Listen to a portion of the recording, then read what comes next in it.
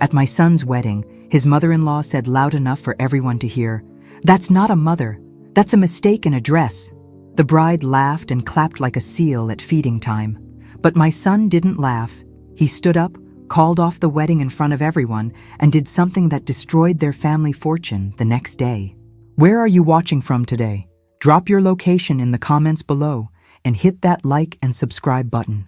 Now let me tell you how we got to this beautiful disaster, because honey, this story is about as sweet as revenge gets. 6 months before that glorious train wreck of a wedding, I was living my quiet little life in Cedar Falls, Iowa, thinking my biggest problem was whether to plant tulips or daffodils in my front garden. At 62, I'd perfected the art of being exactly what people expected. A widow living comfortably on my late husband's pension, driving my sensible Honda Civic, and making casseroles for church potlucks. What they didn't know was that my modest lifestyle was about as real as Jessica's future marriage was going to be. My son Tyler had been dating this Jessica Walsh for 8 months, and I'd met her exactly twice before she started planning their engagement, like she was organizing a military invasion. The first time was at Tyler's birthday dinner, where she spent the entire evening photographing her salad for something called Instagram, while asking me pointed questions about my financial security as I aged. Charming girl, really. The second meeting was when she brought her mother, Patricia Walsh, to get to know Tyler's family better. Patricia swept into my modest little house like she was touring a homeless shelter, making helpful suggestions about updating my decor and asking if I'd considered downsizing to something more manageable. Meanwhile, Jessica was in my kitchen opening cabinets and drawers like she was conducting a home inspection. "Mrs. Henderson," Patricia had said, settling into my late husband's recliner like she owned it. "We're just so thrilled that Tyler found someone who understands the importance of family support systems." She smiled that sharp little smile that wealthy women perfect by age 40. It's wonderful when older family members can contribute what they can, even if it's just emotional support. I nearly choked on my tea. Here I was, being patted on the head like a good little grandmother who might be useful for babysitting someday. If she only knew that I'd been watching my stock portfolio grow for the past 15 years, while she was probably spending her husband's money on whatever rich wives buy to fill their empty days. Tyler, bless his heart, was completely oblivious to the undercurrents. He was so in love, he couldn't see that Jessica looked at our family like we were a charity case she'd graciously adopted. And honestly, I was almost impressed by her performance. The girl had studied us like we were a science project, determined to figure out exactly how much we were worth and how she could best manage us. But here's what Jessica and her delightful mother didn't understand about small-town Iowa widows. We didn't survive the farm crisis, 3 recessions, and various family dramas by being stupid. We just let people think we are, because it's amazing what folks will say when they think you're harmless. The engagement announcement came in November, and with it, Jessica's first real mistake. She called me personally to share the wonderful news, and to let me know they'd already booked the Walsh family estate for a June wedding. Not asking if June worked for our side of the family, mind you, just informing me of the decision they'd made. "Mrs. Henderson," she gushed over the phone, "we're so excited to make Tyler a part of our family. The Walsh estate can accommodate 300 guests easily, and Mother has already spoken to the florist about the arrangements. Of course, we understand that your side of the family might be more modest in their expectations." I made appropriate grandmother noises while mentally calculating exactly how modest Jessica was about to discover my expectations could be. Because, you see, my dear soon-to-be daughter-in-law had made one crucial error in her research about Tyler's family background. She'd never asked about my maiden name. 3 weeks after Jessica's condescending phone call, I was sitting in my accountant's office reviewing my annual financial statements when I realized exactly how I was going to handle my future daughter-in-law's superior attitude. The numbers on the page were quite satisfying. 15 years of careful investing had turned my husband's modest life insurance payout into something considerably more substantial than anyone in Cedar Falls suspected. "Mrs. Henderson," my accountant Robert Chen said, adjusting his glasses as he reviewed my portfolio, "you've done remarkably well with these investments. Your current net worth has reached $3.8 million. I smiled and nodded like this was routine information, but inside I was doing a little victory dance. My late husband Jim had always said I had a good head for numbers, and apparently he'd been right. While everyone assumed I was living on his pension and Social Security, I'd been quietly building a fortune that would have made Jessica's mother soil her designer panties. The plan started forming in my mind like a beautiful, terrible flower blooming in spring.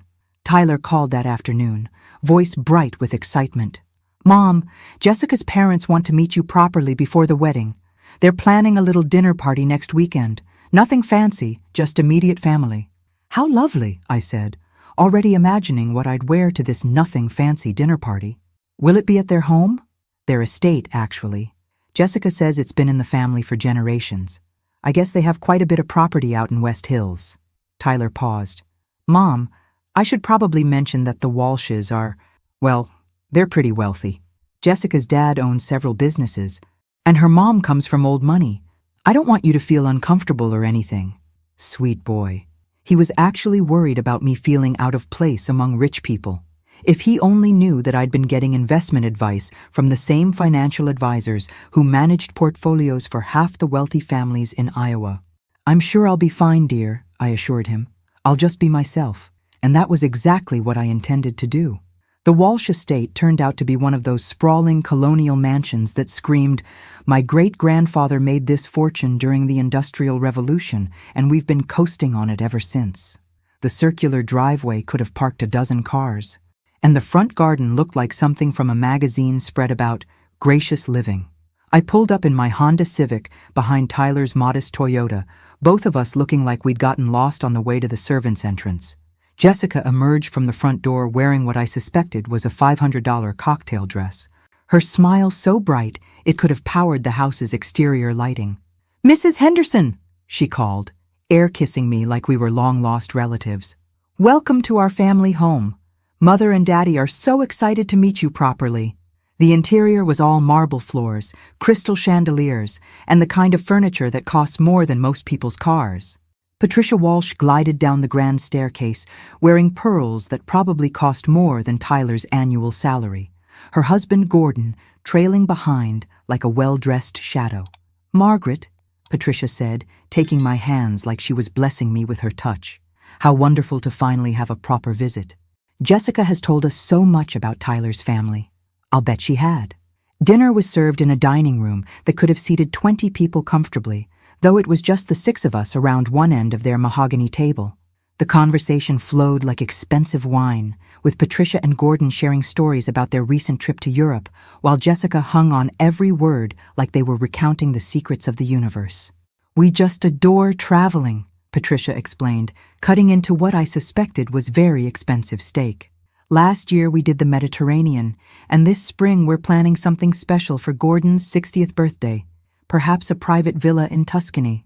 "How lovely," I said, taking a sip of wine that probably cost more per bottle than most people spend on groceries in a week. "Travel is so broadening." Jessica leaned forward eagerly. "Mrs. Henderson, Tyler mentioned you've never been outside the Midwest. We were thinking that after the wedding, you might enjoy visiting us when we take trips, as family." The condescension was so thick you could have cut it with the silver butter knife sitting beside my plate.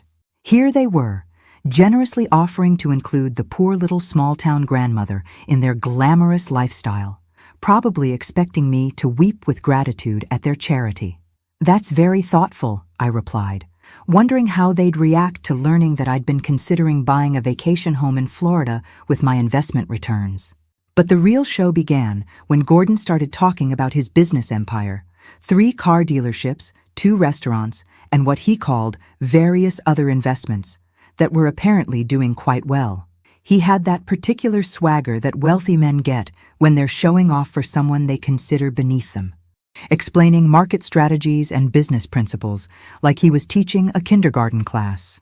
"The key to success," he informed me, gesturing with his wine glass, "is understanding that money makes money. Most people never figure that out. They work for wages their whole lives instead of making their capital work for them."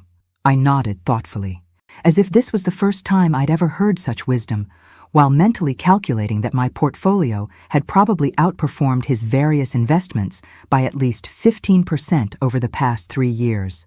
That's when Patricia delivered the line that sealed their fate. "Margaret, dear," she said, her voice dripping with fake sweetness. "I hope you don't feel intimidated by all this wealth. We want you to know that we don't expect Tyler's side of the family to contribute equally to the wedding expenses. We understand your limitations." The silence that followed was so complete you could have heard a pin drop on their precious marble floors. The moment Patricia Walsh finished explaining my limitations to me, I felt something shift inside my chest. It was like a door slamming shut on the last 15 years of playing the humble widow, and another door opening onto something much more interesting. "How considerate of you," I said, setting down my wine glass with what I hoped was appropriate gratitude. I wouldn't want to overextend myself financially. Tyler looked mortified, and I almost felt sorry for him. The poor boy had no idea he was about to become collateral damage in what was shaping up to be the most educational experience the Walsh family had ever encountered. Jessica jumped in quickly, probably sensing the temperature drop in the room. "What Mother means is that we want everyone to be comfortable. We've already handled the major expenses, and we understand that different families have different circumstances." Different circumstances. Right. Gordon nodded sagely, like he was solving world peace. "The important thing is that we're all family now. Money shouldn't come between family members." Easy for him to say, considering he'd just spent 10 minutes bragging about his net worth while explaining basic investment principles to the simple widow, like I'd never heard of compound interest. I smiled and made appropriate murmurs of agreement while planning exactly how I was going to educate this charming family about assumptions and circumstances. Because you see, the Walsh family had just made the kind of mistake that rich people make when they've been rich for so long they forget that other people might have working brain cells. They'd assumed that modest meant poor and quiet meant stupid. After dinner, Patricia insisted on giving me the full tour of their family home, which was really just an opportunity to show off their art collection, their library full of leather-bound books that had probably never been opened, and their master bedroom suite that was larger than my entire downstairs. "The house has been in Gordon's family for 4 generations, she explained, running her fingers along the marble mantelpiece in their living room. "We've updated it considerably, of course, but we've maintained its historical character." "It's beautiful," I said honestly, because it really was. "You must feel very fortunate to have such a legacy." "Oh, we do," Jessica chimed in. "It's part of why Gordon and I are so committed to family traditions. We want Tyler to understand what it means to be part of something substantial, something that lasts." The message was clear. Tyler was marrying up, way up, and his little corn-fed family should be appropriately grateful for the elevation in social status. That's when I decided to start phase 1 of what I was already thinking of as Project Education. "Jessica, dear," I said, "I hope you won't think I'm being presumptuous, but I'd love to contribute something special to your wedding. Perhaps the rehearsal dinner? I know it's traditional for the groom's family to handle that." The 3 Walshes exchanged quick glances. Patricia's smile became just a touch more strained. "Margaret, that's so sweet of you to offer," she said carefully, "but the rehearsal dinner is already arranged. We thought it would be easier for us to handle all the details, given our experience with larger events." "Of course," I nodded. "Then perhaps I could handle the flowers, or the photography." Another exchange of glances. Gordon cleared his throat. "The thing is, Margaret, we've already contracted with the vendors we prefer to use. They're quite exclusive and probably more expensive than what you're used to working with in Cedar Falls." Ah, there it was again. The gentle but firm message that my small-town budget and small-town vendors weren't up to Walsh family standards. "I understand completely," I said. And I did.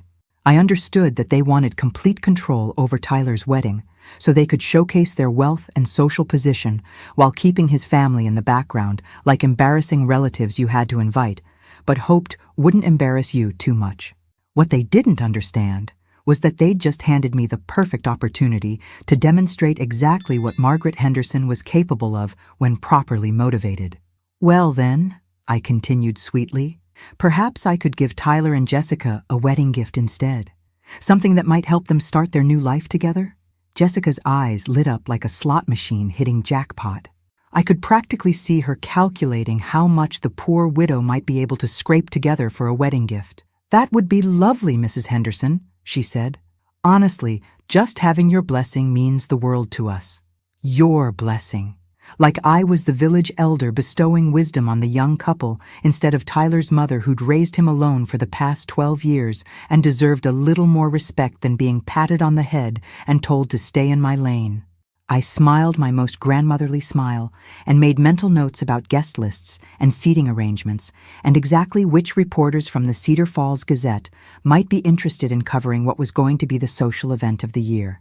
Because Jessica Walsh was about to learn that there's a big difference between being humble and being harmless. And Gordon Walsh was about to discover that some people understand making money work for them better than he'd ever imagined. But first, I had some research to do and some phone calls to make, starting with my investment advisor, who was going to be very surprised by my request to liquidate certain assets for what I was going to tell him was a family wedding gift. Phase 1 of Project Education was about to begin. The morning after my enlightening dinner with the Walsh family, I sat in my kitchen with my laptop and a fresh cup of coffee, beginning what I like to think of as my due diligence research. If Gordon and Patricia Walsh wanted to play the wealthy family superiority game, I figured I should understand exactly what kind of wealth I was dealing with. What I found was interesting. The Walsh family business empire, while impressive sounding, was built on some surprisingly shaky foundations. Gordon's 3 car dealerships were heavily leveraged, with 2 of them showing declining sales over the past 18 months. His restaurants had mixed reviews and what appeared to be significant debt. The various other investments he'd bragged about seemed to consist mainly of some rental properties and a small stake in a local shopping center that was losing tenants to the new mall outside town. The house, while beautiful, was mortgaged to roughly 70% of its current value. Patricia's old money appeared to be more like old debts. Her family's fortune had been significantly reduced by her father's gambling problems and her brother's series of failed business ventures. The Walsh family was wealthy, certainly wealthier than most people in our area, but they were what my financial advisor would call house rich and cash poor. They had assets, but they also had substantial monthly obligations and what appeared to be a lifestyle that required constant cash flow to maintain. This information made me smile in a way that probably wasn't very Christian, but I'd stopped worrying about being perfectly Christian around the time Patricia Walsh explained my limitations to me. I called Tyler that afternoon to check in about wedding plans and to fish for a little more information about his future in-laws. "Mom, I have to ask," Tyler said after we'd covered the basics about guest lists and menu choices. "You seemed a little quiet at dinner last night. Is everything okay? I know the Walshes can be overwhelming. Overwhelming. That was one way to put it. They seem like lovely people," I said carefully. "Very successful. Jessica's lucky to have grown up with such advantages." "Yeah, it's pretty intimidating sometimes," Tyler admitted. "Gordon's always talking about business deals and investment strategies. I feel like I need to take a finance class just to keep up with the conversation. Has Jessica talked about your plans after the wedding? Where you'll live, career goals, that sort of thing?" Actually, Gordon offered me a position at one of his dealerships, sales manager, with the possibility of working my way up to part ownership eventually. "It's a huge opportunity, Mom. Way better than anything I could get with my current experience." I felt a chill run down my spine. Of course, Gordon had offered Tyler a job. Nothing like having your son-in-law financially dependent on you to ensure family loyalty. "That sounds generous," I said. "It is. Jessica says her dad really likes me, that he sees potential in me. The only thing is, the salary is mostly commission-based to start. And they want us to move closer to town so I can be available for weekend sales events and evening customer appointments." "Closer to town?" "Yeah, they found this apartment complex about 20 minutes from the dealership. Jessica says it's really nice, and since I'd be making more money eventually, we can afford the higher rent. Eventually. Always eventually. With people like the Walshes." Meanwhile, Tyler would be working for commission, living paycheck to paycheck and completely dependent on Gordon's continued goodwill for his financial survival. "Have you signed anything yet?" I asked. "Not yet. Gordon wants to wait until after the wedding to make it official. He says it's bad luck to mix business with family celebrations. Or maybe Gordon wanted to make sure the wedding happened before he locked Tyler into an employment contract that would give him complete control over my son's future. That evening, I called my investment advisor with a very specific request. "Robert," I said, "I want to liquidate $500,000 from my portfolio. I know that's a significant chunk, but I have something important I want to do with it." There was a long pause. "Margaret, that's quite a substantial withdrawal. What did you have in mind? We've talked about being careful with large expenditures that might impact your long-term security." "Don't worry," I assured him. "This is an investment in my son's future. I want to give Tyler and his fiancée a wedding gift that will really set them up for success." What I didn't tell Robert was that the gift was going to set them up for success in ways that Jessica and her family would never see coming. Because while the Walsh family had been busy being condescending and superior, I'd been researching more than just their financial situation. I'd also been looking into Gordon's business practices, his competitors, and the local commercial real estate market. And I'd found something very, very interesting. The shopping center that Gordon owned a small stake in? It was about to be sold to a development company that wanted to tear it down and build a new medical complex. The sale would happen in approximately 8 months, and current investors stood to make about 300% return on their investments. But the development company was still looking for additional investors to help fund the purchase. Investors with ready cash and a willingness to move quickly. The kind of investors who might want to buy out smaller stakeholders like Gordon Walsh before the big payday arrived. I spent that entire evening on the phone with lawyers and business managers, putting together what was going to be Tyler's wedding gift and Jessica's education in the difference between appearing wealthy and actually being wealthy. Phase 2 of Project Education was about to get very interesting. 2 weeks before the wedding, I was sitting in my lawyer's office reviewing papers that would have made Gordon Walsh very, very nervous if he'd known they existed. But Gordon was too busy basking in his role as the generous father-in-law, giving Tyler his big break in the car business, to pay attention to what Tyler's humble, small-town mother might be doing with her time. "Everything is in order, Margaret," my attorney Sarah Mitchell said, sliding the documents across her desk. "The investment company is legally established, Tyler is listed as the primary beneficiary, and the initial funding is confirmed. Are you absolutely sure about this strategy?" I looked at the papers that would transfer my son from Gordon Walsh's employment trap into complete financial independence.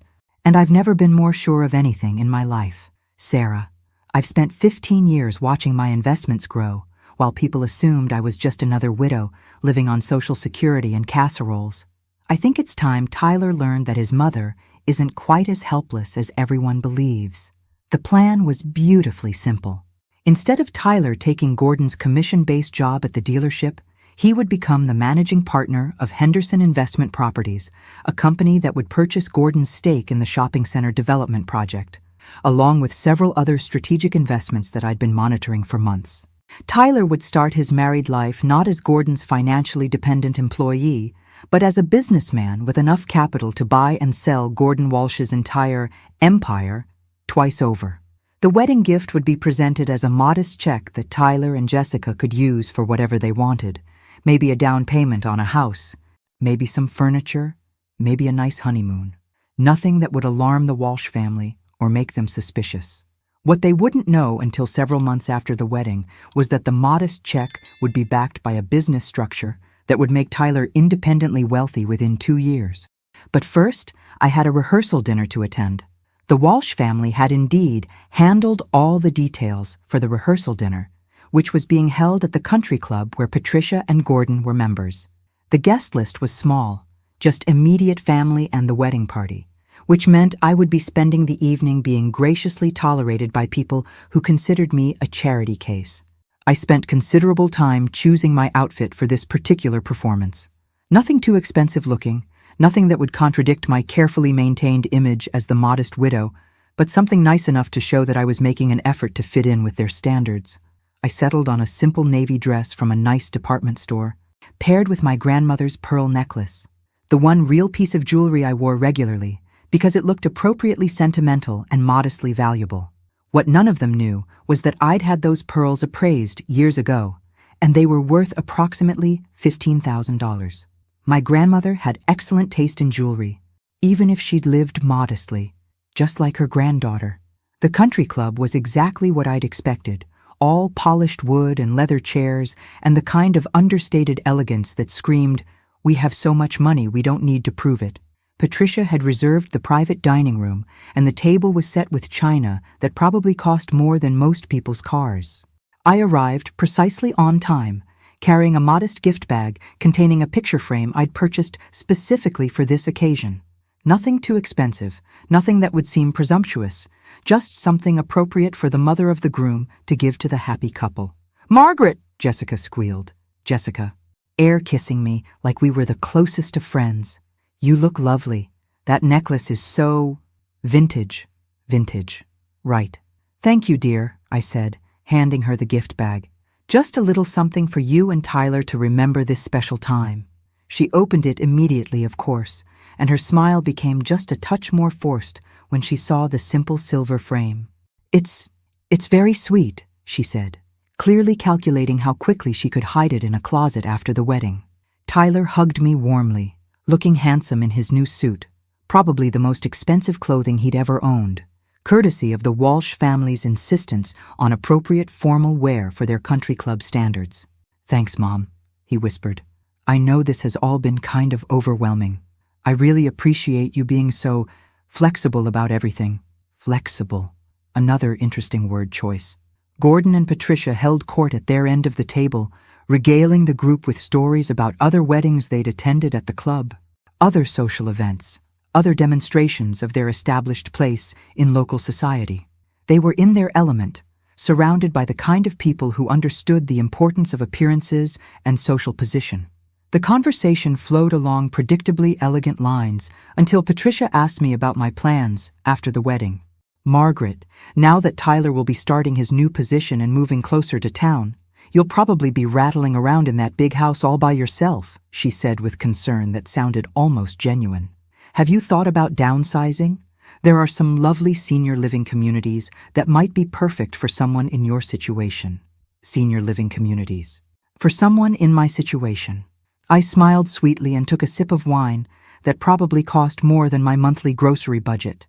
"That's thoughtful of you to worry," I said. "Though I think I'll stay put for now. The house has so many memories and I'm quite comfortable there." "Of course," Gordon jumped in. "But as we get older, it's important to be practical about these things. Maintenance costs, property taxes, the burden of home ownership. Sometimes it makes more sense to let professionals handle those responsibilities." The burden of home ownership. Like I was some doddering old woman who couldn't figure out how to pay bills or call a repair service. "I'll certainly keep that in mind," I said, while mentally calculating that my house was paid off, worth approximately $180,000, and cost me less per month to maintain than most people spent on car payments. That's when Patricia delivered the line that confirmed everything I'd suspected about the Walsh family's opinion of Tyler's background. "You know," she said, reaching over to pat my hand like I was a confused child, "Jessica and Tyler want to have children fairly soon, and we'd love for their little ones to have a grandmother who can really contribute to their upbringing. Someone stable and appropriate." Appropriate. The word hung in the air like a challenge, and I felt my smile become sharp enough to cut glass.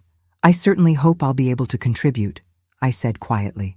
What I didn't say was that my contribution to my future grandchildren's upbringing was going to include trust funds that would pay for their college educations, down payments on their first houses, and enough financial security to ensure they never had to depend on anyone's charity or condescension, including their other grandparents. But first, I had to get through this wedding without letting any of them see what was coming. The rehearsal dinner continued with toasts and well wishes and all the appropriate social rituals. I played my part perfectly, the grateful small-town mother-in-law, humble and appreciative of the Walsh family's gracious acceptance of Tyler into their social circle. What none of them could see was the envelope in my purse containing Tyler's real wedding gift, or the phone calls I'd be making the morning after the wedding to set in motion the chain of events that would change everything. Because tomorrow, Jessica Walsh would become Jessica Henderson, and she was about to discover exactly what that name was really worth. The morning of Tyler's wedding dawned bright and clear, which felt somehow inappropriate for what I knew was going to be one of the most dramatically satisfying days of my life. I'd spent the previous evening double-checking every detail of my plan while pressing my simple mother-of-the-groom dress, a modest blue ensemble that had cost exactly $89 at JCPenney and would help maintain my carefully crafted image for just a few more hours. What the Walsh family didn't know was that I'd spent the past week making phone calls that would fundamentally alter their financial landscape. But first, I had to survive this wedding without laughing out loud at the sheer audacity of people who thought they could patronize Margaret Henderson and get away with it. I arrived at the Walsh estate at 10 in the morning, as requested, carrying a wedding card containing what appeared to be a modest check for $5,000. Enough to seem generous from a small-town widow, but not so much as to raise suspicions about my actual financial capacity. What they couldn't see was the additional paperwork in my car that would transfer Tyler from Gordon's employee to Gordon's business competitor by Monday morning. The estate was buzzing with activity. Florists were arranging what appeared to be $50,000 worth of roses and lilies throughout the grounds. Caterers were setting up stations that could have fed half of Cedar Falls, and a string quartet was doing sound checks on the terrace where the ceremony would take place. Patricia was in her element, directing traffic like a general commanding troops, while Jessica glided around in a silk robe that probably cost more than my monthly grocery budget, accepting compliments on her upcoming transformation from Walsh daughter to Walsh daughter-in-law. "Margaret," Patricia called, spotting me near the gift table. "How lovely that you're here early." Jessica specifically requested that Tyler's family feel included in all the preparations. Feel included. "Right. How thoughtful," I said, placing my card among the collection of envelopes that probably contained enough money to fund a small country's annual budget. "Is there anything I can help with?" "Oh, how sweet of you to offer," Patricia gushed. "But we have everything well in hand. Professional coordination. You understand. We wouldn't want any mishaps on such an important day. Translation: stay out of the way and let the competent people handle things." I smiled and nodded while mentally reviewing the timeline I'd established with my business managers. Phase 1 had already been completed. Henderson Investment Properties now owned controlling interest in 3 local commercial developments, including the shopping center project that Gordon thought was his retirement nest egg.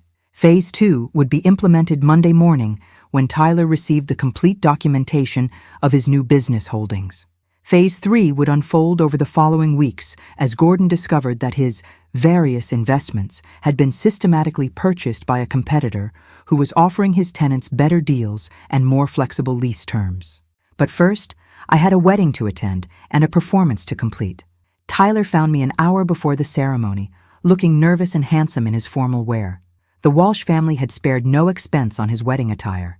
Custom tuxedo, Italian shoes, gold cufflinks that had probably cost more than he made in a month at his current job. "Mom," he said, giving me a hug that felt just a little desperate, "I'm glad you're here. This whole thing is pretty overwhelming." "You look wonderful, sweetheart," I assured him, straightening his bow tie. "Jessica's a lucky woman." "I hope so," he said quietly. "Sometimes I feel like I'm not good enough for all this, like I don't belong in their world." My heart broke a little bit for my son, who'd been systematically convinced by the Walsh family that he should be grateful for their acceptance rather than confident in his own worth. "Tyler," I said firmly, "you belong anywhere you choose to belong. Don't let anyone convince you otherwise." He smiled, but I could see the uncertainty in his eyes. The Walsh family had done a thorough job of making him feel like the poor relation who'd lucked into their golden circle. That was about to change in ways that would surprise everyone, including Tyler. The ceremony was set to begin at 4 o'clock, giving everyone time to complete their preparations and work themselves into the appropriate emotional state for what Patricia kept calling the social event of the season. I spent the afternoon observing the Walsh family dynamics with the clinical interest of someone who'd studied her opponents and found them predictably shallow. Gordon held court with other wealthy guests, discussing business deals and golf games, while Patricia showed off her daughter's elaborate wedding dress to anyone who would listen. Jessica herself was the picture of bridal perfection, floating through the preparations like a princess who'd never doubted that the world would arrange itself around her desires. None of them paid much attention to Tyler's simple small-town mother, sitting quietly in her corner, wearing her modest department store dress, and watching everything with the kind of patient attention that comes from knowing exactly how a story is going to end. At 3:45, I took my designated seat in the front row, family section, naturally, but carefully positioned so that I wouldn't interfere with the photographer's shots of the important relatives. The string quartet began the processional music, and I watched my son take his place at the altar, looking like a man who was about to commit his life to a family that saw him as a charity project rather than an equal partner. That's when Patricia Walsh made the mistake that would cost her family everything they thought they owned. She was standing near the gift table, chatting with her sister about wedding expenses, when she spotted me in my front row seat. I watched her expression change as she took in my modest dress, my simple hairstyle, my complete lack of obvious wealth or social status. And then she said the words that sealed her family's fate, speaking just loud enough for several nearby guests to hear clearly. "Look at that poor thing," Patricia murmured to her sister, nodding in my direction. Sitting there in her little discount dress, trying so hard to look appropriate. "That's not a mother. That's a mistaken address." The words hit me like a physical slap, but what followed was even more revealing. Jessica, overhearing her mother's comment as she approached for her final pre-ceremony photos, actually laughed and clapped her hands together like Patricia had made the most amusing observation. "Mother, you're terrible," Jessica giggled, "but honestly, she does look like she got lost on the way to a church potluck." That's when Tyler, who had been adjusting his boutonniere nearby, went completely still. I watched my son's face change as he processed what his bride and future mother-in-law had just said about his mother. The uncertainty disappeared, replaced by something much harder and more determined than I'd ever seen in his expression. And that's when I knew that maybe, just maybe, I'd raised him right after all. What happened next unfolded like a beautiful, terrible flower blooming in fast motion. Tyler walked away from the altar, his face set in an expression I'd never seen before, and headed straight for the microphone that had been set up for the ceremony readings. The string quartet faltered to a stop as Tyler tapped the microphone, the sound echoing across the elaborately decorated terrace where 200 guests had gathered to witness his wedding. "Ladies and gentlemen," Tyler said, his voice carrying clearly across the stunned silence, "I need to make an announcement." Jessica, still holding her bouquet and wearing her $15,000 dress, looked confused rather than alarmed, like this was some kind of romantic surprise she hadn't been informed about. "Tyler, darling," she called out, her voice bright with artificial cheer.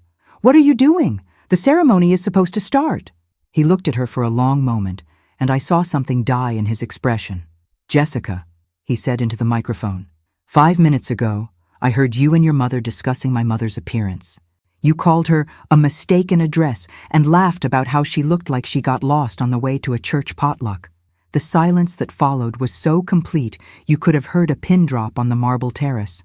Jessica's face went white, then red, then white again as she realized that half of Cedar Falls' social elite had just heard her exposed as the petty, cruel person she actually was.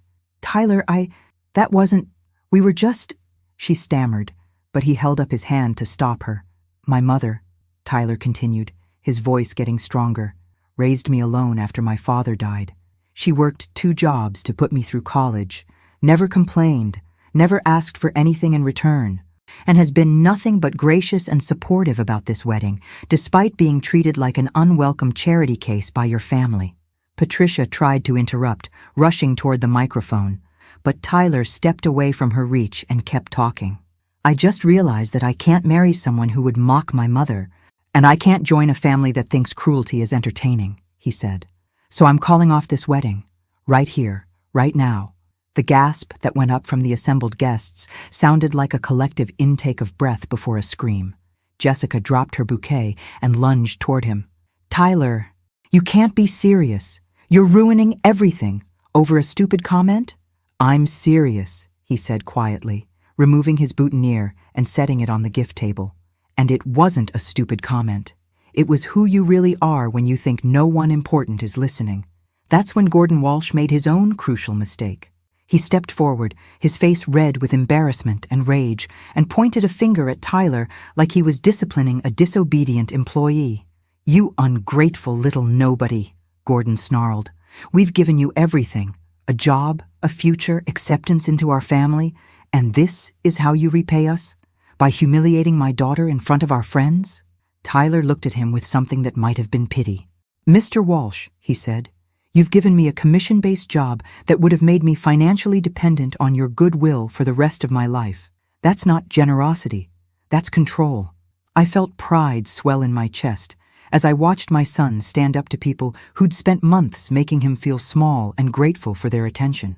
But Gordon wasn't finished. "Control?" He laughed harshly. "Son, you have no idea what control looks like. You just threw away the best opportunity you'll ever get. You think you can do better than my family? You think your small-town background and your modest little mother are going to open doors for you?" He gestured dismissively in my direction. And that's when I decided it was time to stop being invisible. I stood up slowly, smoothing down my discount dress, and walked toward the microphone with the kind of calm dignity that comes from knowing you hold all the cards in a game other people don't even realize they're playing. "Tyler, sweetheart," I said gently, "would you mind if I said a few words?" He handed me the microphone with a smile that told me he was ready to hear whatever his mother had to say. I looked out at the assembled guests, Cedar Falls' wealthiest families, business leaders, social climbers, and various hangers-on who'd come to witness what they thought would be the social event of the season. "First," I said, "I want to thank the Walsh family for hosting such a educational afternoon. It's been very illuminating to see how certain people behave when they think they have all the power in a situation." Patricia's face was now an alarming shade of purple, while Jessica looked like she was going to faint. "Gordon," I continued, looking directly at him, "you're right that control is important in business relationships. That's why I spent this week purchasing your stake in the Riverside Shopping Center development project." The color drained from Gordon's face like someone had pulled a plug. "What are you talking about?" he whispered. "I'm talking about Henderson Investment Properties," I said pleasantly, "which now owns controlling interest in several local commercial developments, including the one you've been counting on for your retirement funding." I turned to address the crowd, most of whom were staring at me like I'd just announced I was an alien. You see, Patricia was right about one thing. I do have limitations. My limitation is that I don't tolerate people who mistake kindness for weakness or modesty for stupidity. The silence stretched until you could have heard a butterfly land on the roses. "Tyler," I said, handing him back the microphone, "your wedding gift is in my car. I think you'll find it provides better opportunities than anything the Walsh family was offering." And with that, I walked back to my seat and waited for the real show to begin. The aftermath of Tyler's wedding cancellation unfolded like a masterpiece of social destruction, and I had the best seat in the house for every beautiful, chaotic moment. The Walsh family's carefully orchestrated social event had become a public humiliation that would be talked about in Cedar Falls for years to come. Gordon was now following me toward my car, his face flushed with a combination of rage and what I was beginning to recognize as genuine panic. The man who'd spent dinner explaining basic investment principles to the simple widow was apparently beginning to understand that I might know more about business than he'd assumed. "What exactly do you think you're doing?" Gordon hissed, catching up to me near the parking area. "You can't just make wild claims about business acquisitions. There are legal consequences for defamation." I unlocked my Honda Civic, the same modest car that had helped maintain my carefully crafted image for the past several months, and retrieved a leather portfolio from the back seat. "Gordon," I said calmly, "I never make claims I can't support with documentation." I opened the portfolio and handed him a stack of papers that I'd been looking forward to sharing for weeks. His hands actually trembled as he read the investment contracts, property transfer agreements, and business incorporation documents that legally established Henderson Investment Properties as a major player in the local commercial real estate market. "This is impossible," he whispered. "These properties, the Riverside project, the medical center development, do you have any idea how much capital this represents?" "Approximately $2.1 million in initial investments," I said helpfully, "with projected returns of roughly $6.8 million over the next 18 months. Though I suppose that depends on how current property owners negotiate their exit strategies. The implications hit him like a freight train. Not only had I purchased his stake in several developments, I'd positioned myself to control whether his remaining investments would be profitable or worthless. Tyler had approached during this conversation, still wearing his wedding tuxedo, but looking more confident than I'd seen him in months. "Mom," he said quietly, "what exactly is Henderson Investment Properties?" "It's your wedding gift, sweetheart," I said, handing him a separate folder from my portfolio. "Congratulations, you're now the managing partner of a business that owns more commercial real estate than Gordon's entire empire." Tyler's mouth fell open as he scanned the documents that legally transferred him from Gordon Walsh's potential employee to his business competitor. "I don't understand," Tyler said. "Where did this come from? How did you—" "Honey," I said gently, "your father's life insurance policy was $200,000. I've been investing it for 15 years while everyone assumed I was living on Social Security and church casseroles. Compound interest is a wonderful thing when you're patient and strategic about it." Gordon made a strangled sound that might have been an attempt at speech. "You mean," Tyler said slowly, "you've been pretending to be poor this whole time?" "Not pretending to be poor," I corrected. "Living modestly while building wealth quietly. There's a difference between having money and showing off money, though some people never learn that distinction." I looked meaningfully at Gordon, who was still clutching the business documents like they might disappear if he let go. "The beautiful thing about real estate investment," I continued conversationally, "is that it's not just about buying properties. It's about understanding market timing, development potential, and strategic positioning. For instance, did you know that the medical center development is expanding faster than originally projected?" Gordon's face went ashen. "What does that mean?" "It means they need more commercial space than they initially calculated. They're actively looking to buy out smaller investors at premium rates to accelerate their development timeline." I smiled, the kind of smile that probably wasn't very grandmotherly. Of course, Henderson Investment Properties is in a position to negotiate those buyout terms on behalf of all current investors. Being the majority stakeholder does have its advantages. That's when the full scope of Gordon's situation became clear to him. Not only had I bought his stake in the developments, I was now in position to control the sale terms that would determine whether his remaining investments made him money or cost him everything. "What do you want?" he asked, and for the first time, his voice held none of the condescending superiority I'd been hearing for months. "Want?" I laughed. "Gordon, I don't want anything from you. I never did. You and your family assumed I needed your acceptance, your financial opportunities, your social approval. But the truth is, I was perfectly happy before Jessica decided Tyler needed to be elevated to Walsh family standards." Tyler was reading through his business documents with an expression of growing amazement and pride. "Mom," he said, "this is incredible. But why didn't you tell me? Why did you let the Walsh family treat you like a poor relative they were generously tolerating?" I finished. "Because, sweetheart, sometimes the best way to deal with people who judge others by their bank accounts is to let them reveal exactly who they are when they think they have all the power." That's when Patricia Walsh appeared at Gordon's shoulder, having finally worked up the courage to follow her husband's confrontation with the woman she'd called a mistake in a dress. "Margaret," she said, her voice strained with the effort of maintaining politeness, "surely we can discuss this situation like reasonable adults. There's been a misunderstanding." "Has there?" I asked. "What exactly was I misunderstanding when you explained my limitations to me? Or when you suggested I might need senior living assistance? Or when you told me I wasn't appropriate to be a grandmother to Tyler and Jessica's future children?" Patricia opened her mouth, then closed it again without speaking. "The only misunderstanding," I continued, "was your assumption that modest meant powerless and quiet meant stupid." I gathered my papers and closed the portfolio with a satisfying snap. "Tyler," I said, "your business managers will contact you Monday morning to walk you through your new responsibilities as managing partner.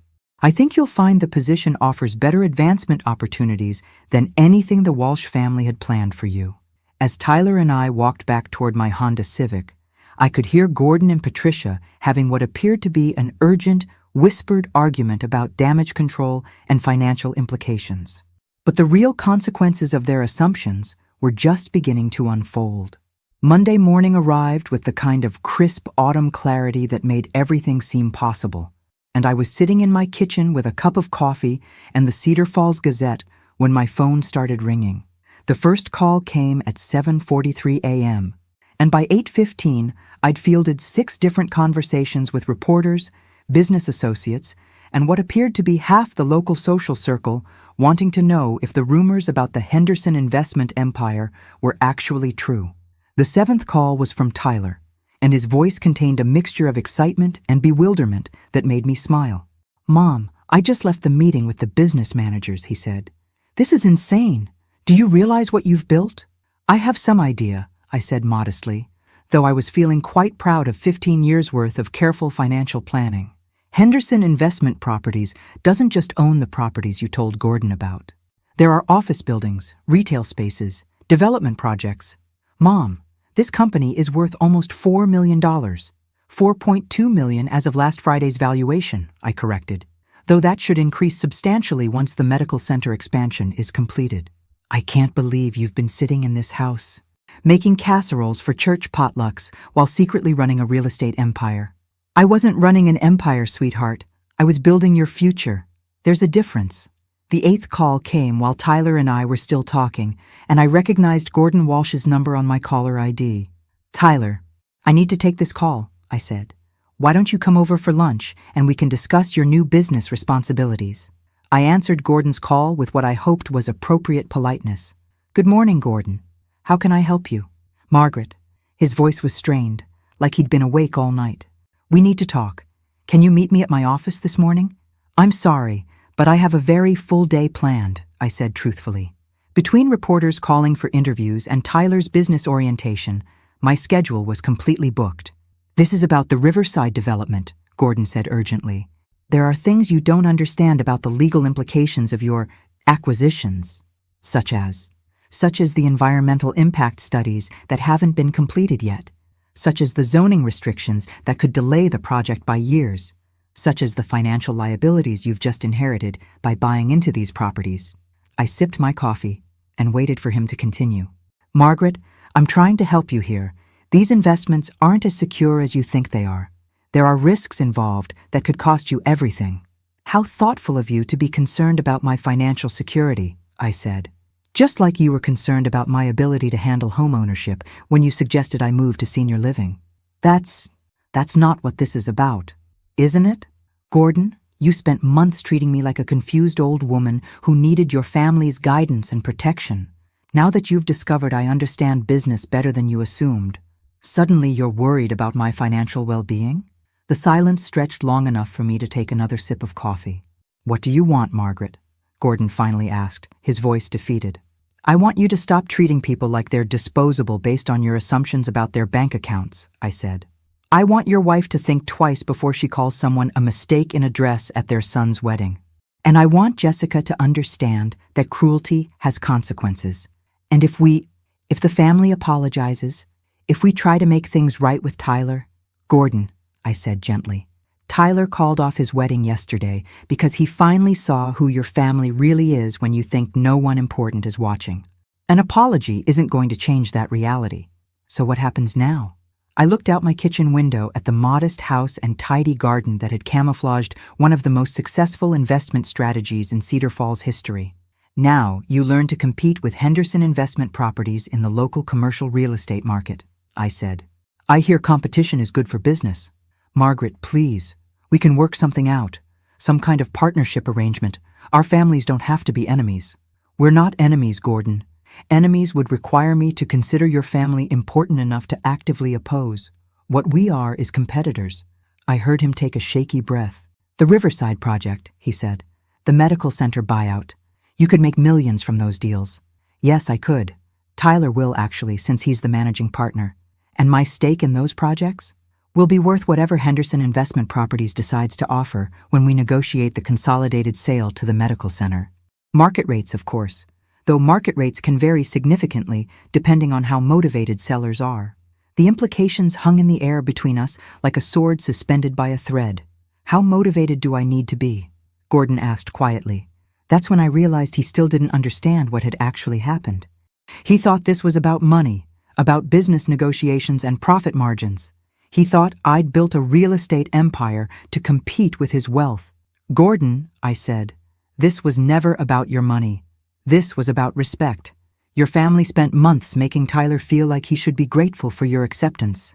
Like he wasn't good enough for your daughter, like I wasn't appropriate to be in your social circle. But we welcomed Tyler into the family.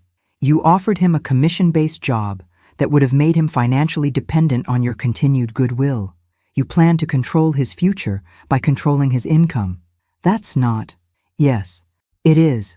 And when you discovered that Tyler's mother wasn't the poor widow you assumed, your first instinct was to threaten me with legal consequences and try to manipulate me with warnings about financial risks." I finished my coffee and set the cup down with a soft clink. "The difference between us, Gordon, is that I spent 15 years building wealth to create opportunities for my son. You spent years using your wealth to control other people." "Margaret, wait. Tyler is picking up his new company car this afternoon," I continued. "Henderson Investment Properties provides its managing partner with appropriate transportation for business meetings. I believe he's selected something German and expensive." I could hear Gordon breathing heavily on the other end of the line. "Oh, and Gordon, Patricia might want to start looking for a new venue for her charity luncheon next month. The country club lease is up for renewal, and Henderson Investment Properties just purchased the land their building sits on." I hung up before he could respond, feeling more satisfied than I'd felt in months. Phase 3 of Project Education was proceeding exactly as planned. 3 months later, I was sitting in the executive conference room of Henderson Investment Properties, watching Tyler conduct a business meeting with the kind of confidence that comes from knowing you own the building you're sitting in. The offices were modest but professional. I'd insisted on tasteful rather than ostentatious because the Walsh family had taught me the difference between having power and needing to display it. "The medical center expansion is ahead of schedule," Tyler was explaining to our development partners. "We should be ready for the final property consolidation by early spring, which puts us roughly 6 months ahead of our initial timeline."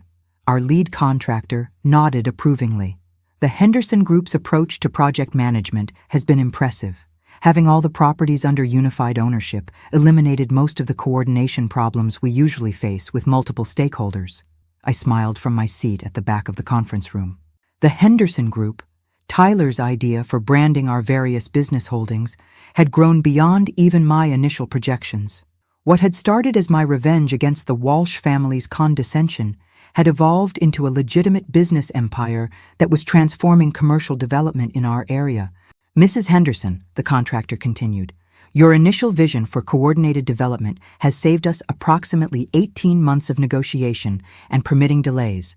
The efficiency gains alone have increased the project's profitability by roughly 30%. "Thank you," I said, "though Tyler deserves the credit for implementation. I'm just the founding investor," which was true, though it didn't capture the full satisfaction of watching my son grow into a businessman who could buy and sell Gordon Walsh's empire twice over. After the meeting ended and our partners left, Tyler and I sat in his office reviewing the quarterly financial reports that showed Henderson Investment Properties was now worth approximately $7.8 million and growing. "Mom," Tyler said, "I still can't believe you planned all this while letting everyone think you were just the modest widow making casseroles." "The casseroles were real," I pointed out.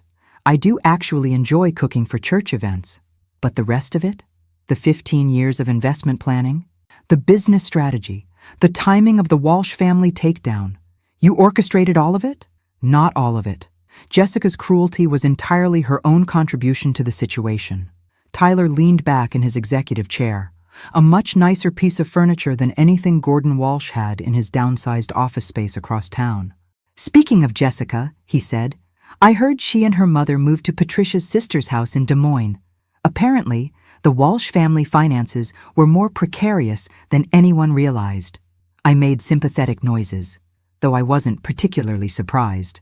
When Henderson Investment Properties had bought out Gordon's stakes in various developments, we'd paid fair market value, but fair market value for a motivated seller facing potential bankruptcy was considerably lower than what Gordon had probably hoped to receive. And Gordon? Still running the car dealerships, but I heard he had to sell the estate. They're renting something much smaller now. Tyler paused. Do you ever feel bad about how things worked out for them? I considered the question seriously. Did I feel bad that the Walsh family had lost their social status, their financial security, and their sense of superiority over other people?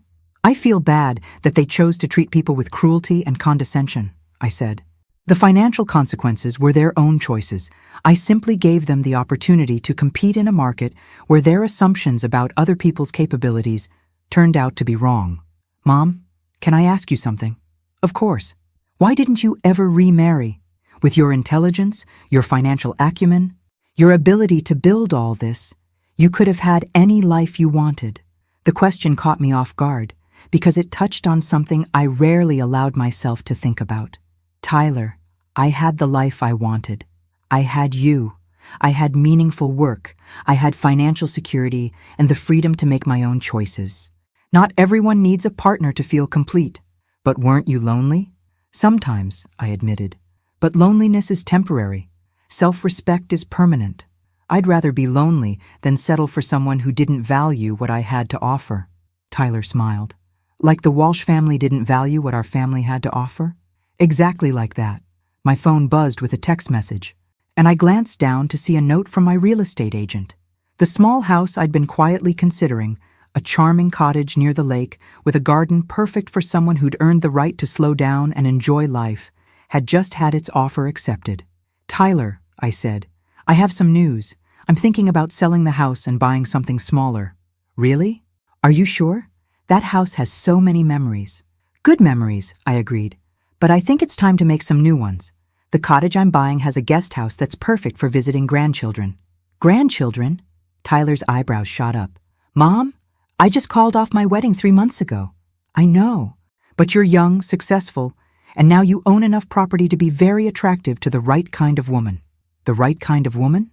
The kind who likes you for who you are, rather than who she thinks she can make you become. Tyler laughed. Any other wisdom from the secret millionaire who spent 15 years pretending to be poor? I stood up and smoothed down my dress, a much nicer one than I'd worn to the Walsh family rehearsal dinner, though still nothing flashy. Just this, I said. Never let anyone convince you that kindness is weakness, modesty is stupidity, or quiet strength is the same as powerlessness. And always remember that the best revenge isn't destroying your enemies. It's building something so successful that their opinions become irrelevant. Is that what this was? Revenge? No, sweetheart. This was justice. Revenge would have been cruel. Justice is simply allowing people to experience the consequences of their own choices. Tyler walked me to my new car, a sensible but comfortable sedan that reflected my actual financial position rather than the image I'd been maintaining, and gave me a hug that felt like coming home. Thank you, Mom, for all of it. For raising me right, for protecting me from people who would have used me, and for teaching me that real power comes from building something meaningful rather than just having money. As I drove home through the streets of Cedar Falls, I passed the Walsh family estate, which now had a for sale sign on its front lawn and an air of abandoned grandeur that would have made me sad if I didn't remember Patricia's comment about mistakes in dresses. Sometimes people create their own consequences, and the kindest thing you can do is step aside and let those consequences unfold naturally. I pulled into my driveway and sat for a moment, thinking about the journey from that condescending dinner party to today's successful business meeting. 15 years of careful planning, months of strategic patience, and one beautifully timed revelation had transformed not just my son's future, but our entire family's legacy. Margaret Henderson had started this story as a widow pretending to be poor. She was ending it as a businesswoman who'd proven that underestimating quiet strength was the most expensive mistake the Walsh family had ever made. And honestly, that felt like exactly the right ending. Thanks for listening. Don't forget to subscribe and feel free to share your story in the comments. Your voice matters.